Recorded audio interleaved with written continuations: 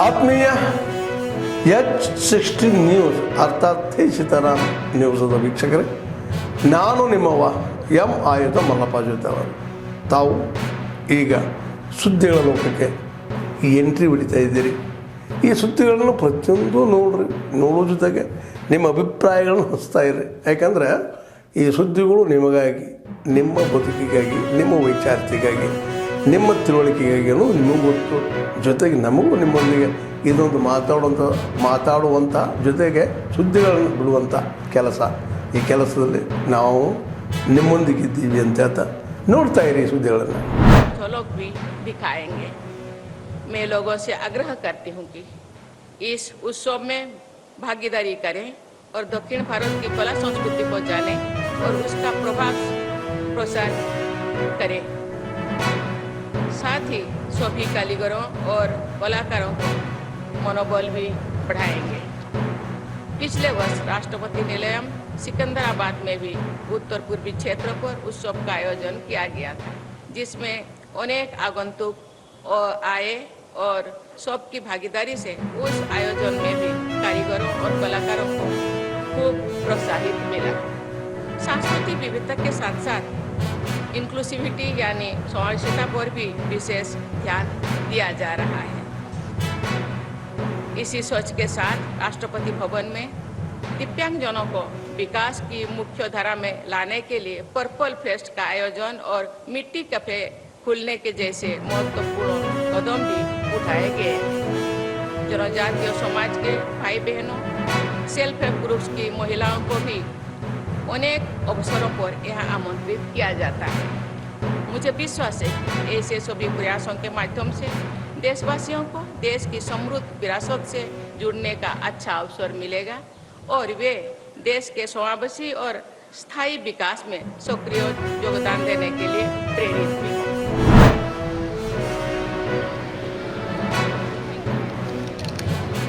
शुभं कुरुत्वं कल्याण विनाशाय ಮೊದಲ ಹಂತಾಗಿ ಸುತ್ತು ನಿಧಿ ರಾಷ್ಟ್ರೀಕೃತ ಬ್ಯಾಂಕ್ಗಳು ಏನಿದೆ, ಕೆನರಾ ಬ್ಯಾಂಕ್ इसको लेके आइए प्लीज. काटपाड़ी सनत कामत.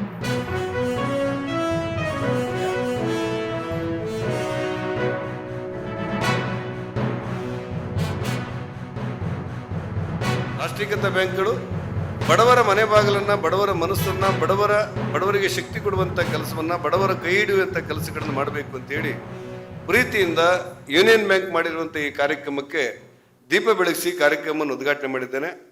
ರಾಷ್ಟ್ರೀಕೃತ ಬ್ಯಾಂಕ್ಗಳ ಮೂಲಕ ಸಾಮಾನ್ಯ ಜನರ ಆರ್ಥಿಕ ಶಕ್ತಿ ತುಂಬುವಂಥ ಕೆಲಸಗಳಾಗಲಿ, ಸ್ವಂತ ಉದ್ಯೋಗದ ಮೂಲಕ ಬದುಕು ಕಟ್ಟುವಂಥ ಒಂದು ವ್ಯವಸ್ಥೆಗೆ ರಾಷ್ಟ್ರೀಕೃತ ಬ್ಯಾಂಕ್.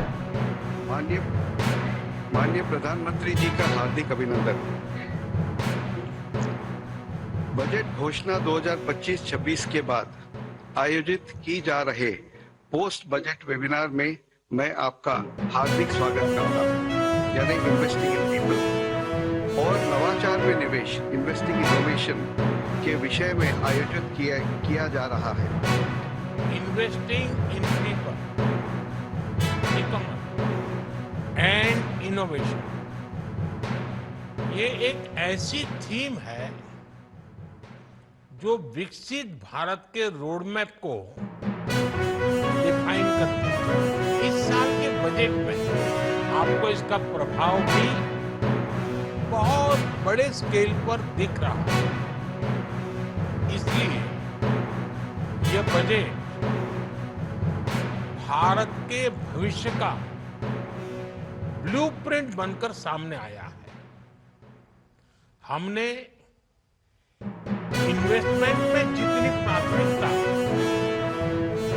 इंफ्रास्ट्रक्चर और इंडस्ट्रीज को दी, आप सब जानते हैं कैपेसिटी बिल्डिंग और टैलेंट नर्चरिंग ये देश की प्रगति के लिए फाउंडेशन स्टोन का काम करती है. इसलिए अब विकास के अगले चरण में हमें इन क्षेत्रों में और ज्यादा निवेश करना है.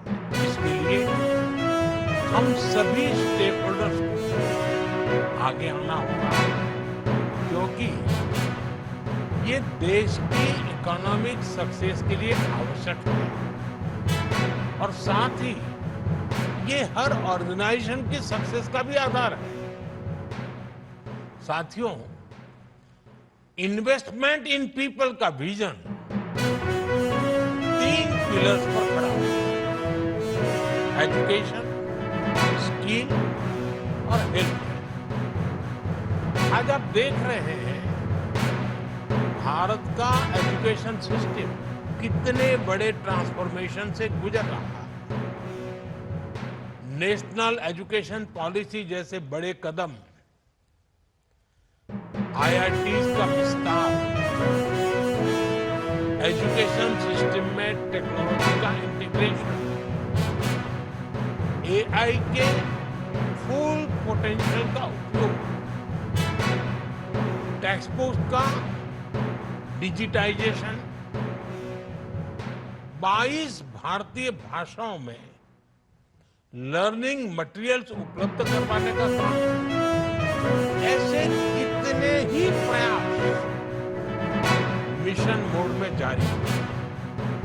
इनके कारण आज भारत का एजुकेशन सिस्टम 21वीं सदी की दुनिया की जरूरतों और पैरामीटर्स को मैच कर रहा है।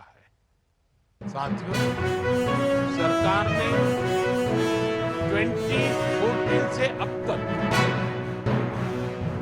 3 करोड़ से ज्यादा युवाओं को स्किल ट्रेनिंग दी।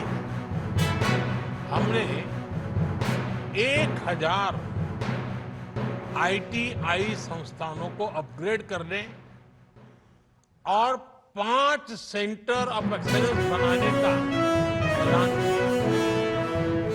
हमारा लक्ष्य है कि युवाओं की ट्रेनिंग ऐसी होनी चाहिए कि वो हमारी इंडस्ट्री की जरूरतों पूरी कर सके। इसमें हम ग्लोबल एक्सपर्ट से मदद लेकर ये सुनिश्चित कर रहे हैं कि हमारे युवा वर्ल्ड लेवल पर compete कर सके। इन सब प्रयासों में हमारी इंडस्ट्री और एकेडेमिया की सबसे बड़ी भूमिका है। 23 ಕೋಟಿ ಅನುದಾನ ನಮ್ಮ ಇಲಾಖೆಗೆ ಸರ್ಕಾರ ನಿಗದಿ ಮಾಡಿದೆ. ಅದರಲ್ಲಿ ಇಲ್ಲಿವರೆಗೆ 8397 ಕೋಟಿಯನ್ನು ಅನುದಾನ ಬಿಡುಗಡೆ ಮಾಡಿದ್ದೇವೆ. ಇನ್ನು ಕೊಡಬೇಕಾದ 1400 ಕೋಟಿ ಇದೆ. ಅದು ಈ 1400 ಇಲ್ಲ 8392 ಇನ್ನು 1400 ಕೊಟ್ಟರೆ 10,000 ಕೋಟಿ ಆಯಿತು. ನಮಗೆ ನೀವು ಕೇಳಿದ ಪ್ರಶ್ನೆಗೆ ಹೇಳಿ ಅದನ್ನು ಮಾರ್ಚ್ 30 ಅದು ಮುಗಿದು. ನೀವು ಮುಂದೆ ಬರೋದು ಕೇಳಿದ್ದು ಇಲ್ಲಿವರೆಗೆ ಅದು ಇದು 22 ಮತ್ತು 23 ಮತ್ತು 24 ಸೇರಿ ಇಲ್ಲಿವರೆಗೆ ನಾವು ಕೊಡಬೇಕಾದ್ದು ಸುಮಾರು 9,000 ಕೋಟಿ. ಅದು 8,900 ಚಿಲ್ಲರೆ ಇಲ್ಲಿವರೆಗೆ ನಮ್ಮಲ್ಲಿ ಬ್ಯಾಲೆನ್ಸ್ ತೋರಿಸ್ತಾ ಇದೆ. ಇದನ್ನು ಮುಂದಿನ ದಿನಗಳಲ್ಲಿ ಫೈನಾನ್ಸ್ ನಮಗೆ ಕೊಟ್ಟಾಗ ಹಂತ ಹಂತವಾಗಿ ಕೊಡುವಂಥ ಪ್ರಯತ್ನ ನಾವು ಮಾಡ್ತೀವಿ.